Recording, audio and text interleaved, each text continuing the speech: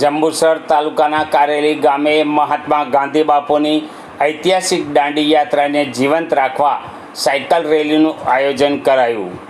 ભારત દેશ અને સમગ્ર ગુજરાતમાં અમદાવાદ સાબરમતી આશ્રમથી દેશમાં અંગ્રેજોના શાસનને મુક્ત કરવા આજથી 97 વર્ષ પહેલાં 61 વર્ષના દ્રઢ મનોબળ અને આત્મવિશ્વાસ કેળવી 78 સૈનિકો સાથે દાંડી માર્ચ યોજી હતી.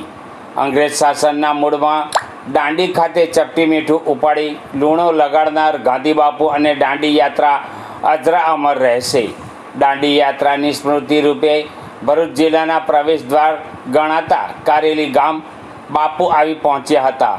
જેની યાદોને જીવંત કરવા ગુજરાત પ્રવાસન નિગમ દ્વારા સંચાલન કરી દર વર્ષે ઐતિહાસિક કાર્યક્રમોનું આયોજન કરવામાં આવે છે.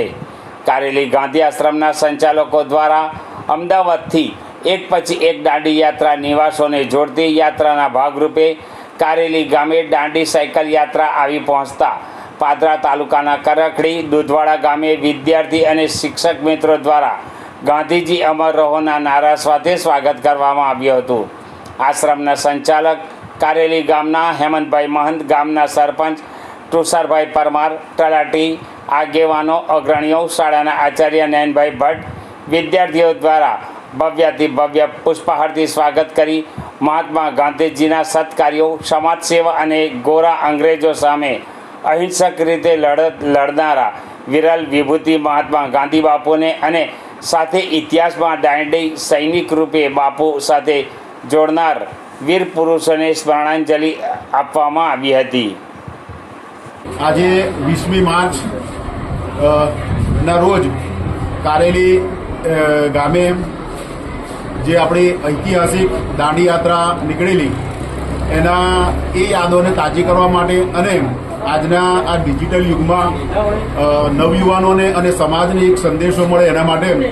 કારેલીના ગાંધી આશ્રમ અને કારેલી પ્રાથમિક શાળાના સંયુક્ત સહયોગથી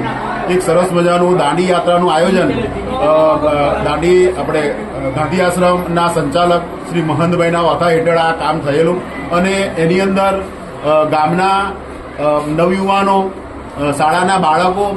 મુવાલ કોલેજના પ્રોફેસર અને ઘણા બધા જે દેશપ્રેમીઓ હતા એ બધા આ કાર્યક્રમની અંદર જોડાયા અને બહુ સરસ મજાનો કાર્યક્રમ થયો, બહુ સરસ મજાની વાતો થઈ. અને આ જે દાંડી યાત્રાનું મહત્વ છે, ગાંધીજીએ જે દાંડી યાત્રા કરેલી અને એ દાંડી યાત્રાનો મૂળ હેતુ શું હતો એ ઉજાગર થાય એવી સરસ મજાની અહીંયા વાતો બાળકોની હાજરીમાં થઈ અને બાળકોને, ગામ લોકોને ઘણું બધું શીખવાનું અને જાણવાનું મળ્યું. આજે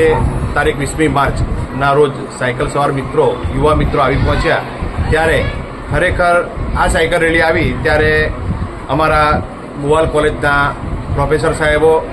તેમજ પ્રાથમિક શાળાના અમારા નયનભાઈ ભટ્ટ સાહેબ તેમજ કોઠા વિસ્તારના પ્રાથમિક શાળાના શિક્ષકો તેમજ વાલા વિદ્યાર્થીઓએ જે સાથ અને સહકાર આપ્યો તે બદલ આપ સૌનો ખૂબ ખૂબ આભાર વ્યક્ત કરું છું. ભારત માતા કી જય.